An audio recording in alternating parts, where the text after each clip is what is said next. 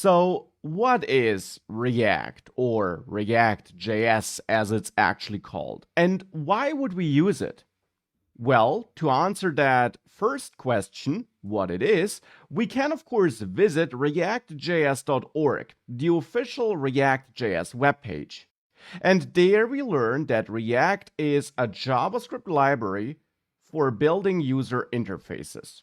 That's a nice sentence. But what exactly does that mean? Consider an example like Netflix service, Netflix website and application.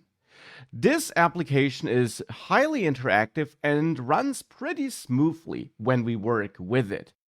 It's easy to use, and we don't have to wait for anything to load. We have nice transitions. If we go to the My List page, that transition happens pretty much instantly. We don't seem to wait for a new page to load here, and that's all pretty nice. And here I'm using Netflix in my browser, so this is a website here. Now, when we use a service like Netflix, it might almost feel a bit like a mobile app, even though I am using the website here. Because mobile apps give us this great, highly reactive user experience. From mobile apps, we're used that we have smooth transitions, that it's fun to use that app, and that things happen instantly. And at least traditionally, websites didn't always feel like this. Traditionally, in websites, when we, for example, clicked a link or a button, a request was sent to a server and a new HTML page was sent back to the browser where it then could be displayed. And therefore, traditionally, websites could feel a bit clunky. We might have that latency where we wait for this new HTML page to load, and so on.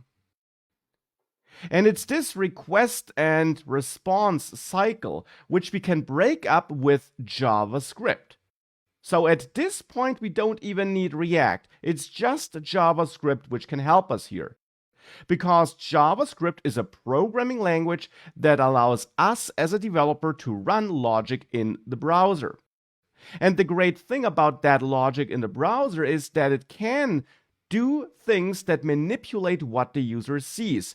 JavaScript in the browser is able to manipulate the so-called DOM, the HTML elements that are rendered onto the screen. We can manipulate this with JavaScript. And that allows us to change what the user sees without fetching a new HTML page.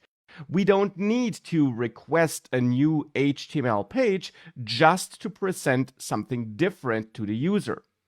So that's why JavaScript can help us. And since React is a JavaScript library, it looks like it can also help us with that. It might be an extra building block. And indeed, React.js is a client-side JavaScript library. It helps us with writing that client-side JavaScript code, and it's all about building modern, reactive user interfaces for websites. And in this course, you're going to learn about all the different features and tools React.js has and gives you that make building complex user interfaces easy. But one question remains. Why do we need React? Because at this point we know that JavaScript is helpful. And I hope I could explain why it is. But how can React specifically help us? Why might we want React in addition to JavaScript?